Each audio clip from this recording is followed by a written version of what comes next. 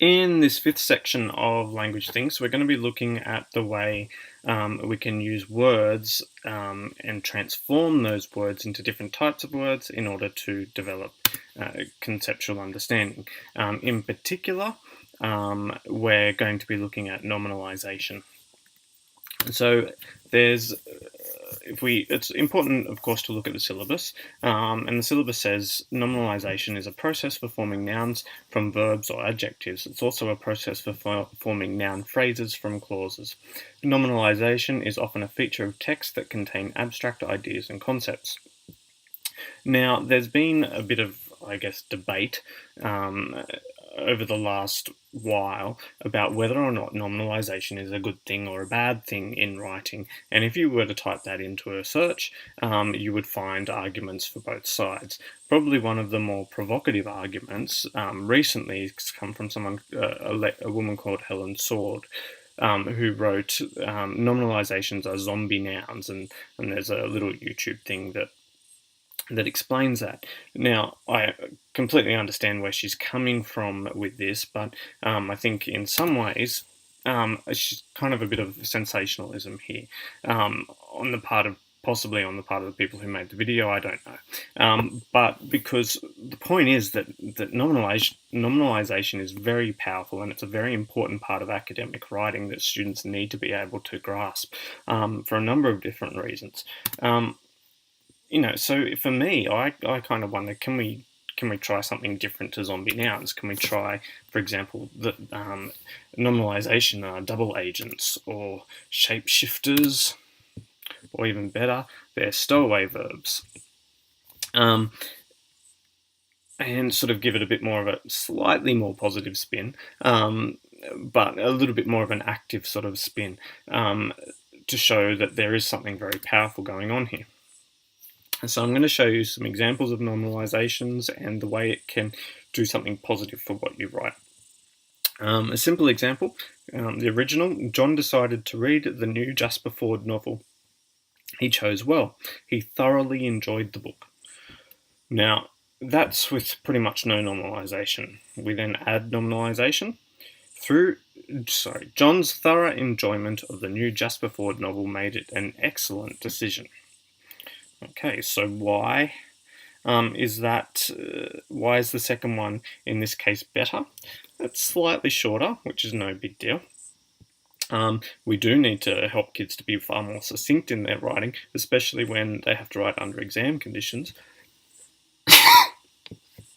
But I think the more important thing is that it focuses on ideas rather than on people and objects. If you look at the first one, the focus is on John in that first sentence, and in the second sentence it's on John, he, and in the third sentence it's on, again, John, he.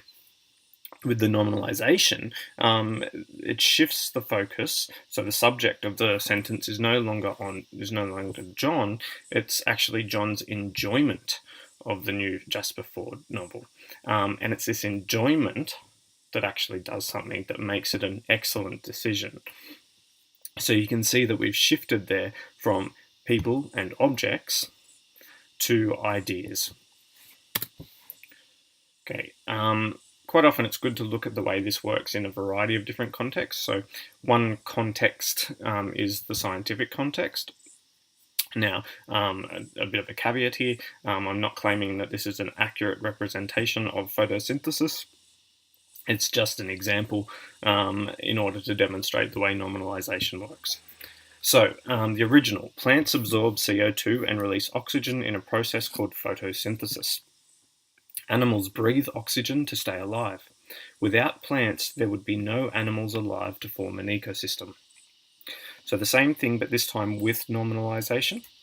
Photosynthesis enables animal respiration. Consequently, photosynthesis facilitates biodiversity.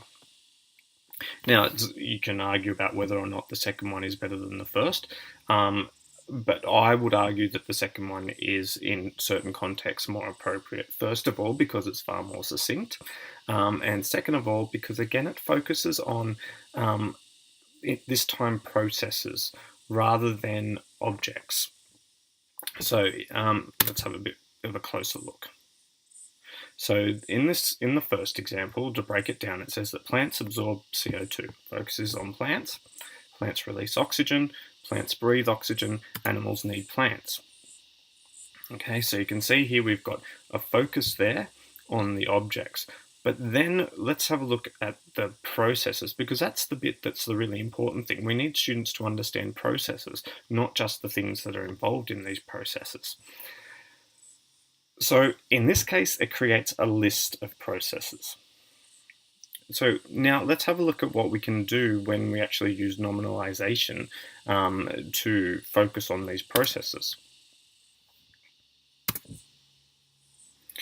So photosynthesis enables animal respiration. Consequently, photosynthesis facilitates biodiversity. All right, so again, I've circled the nominalizations here, which also happen to be the processes. So we've got, rather than just being a list of processes, we've got relationships between processes, which in terms of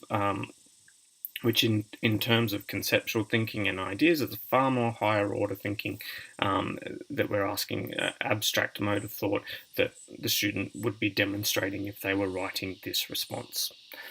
So you can see here that just by using nominalisation, you can shift a student from focusing on objects and people to focusing on either ideas or processes. And in doing so, you're using the language to help them shift their focus and their understanding to those higher order modes of thinking, those abstract modes of thought that focus on concepts and processes. Some more examples. Original: when an individual experiences something new, it challenges their beliefs. This forces them to reconcile their old beliefs because they must accommodate the new information. Because they are forced to compromise, they change the way they interpret further information, which means the new experience has changed the way they perceive reality. If we then add the nominalisation, new experiences challenge an individual's beliefs, forcing a reconciliation of old beliefs to accommodate new information. Consequently, the forced compromise changes their interpretation of new information to affect an altered perception of reality. Fair call that the second one, in terms of plain English, is a little bit a little bit less accessible. But we're looking here at developing students' ability to think conceptually, to use higher order modes of thinking. Yes, we're helping them to write in plain English when they need it, but they need to be able to do both. And when we look at the types of things they're expected to do in exams, especially HSC style exams, they're expected to be succinct and they're expected to show complex understanding. If they're focusing, again, if we go back to that idea of what the text then focuses on in the first one, it focuses on individuals, it focuses on people. In the second one, it again focuses on processes or concepts, which again shows that higher order understanding.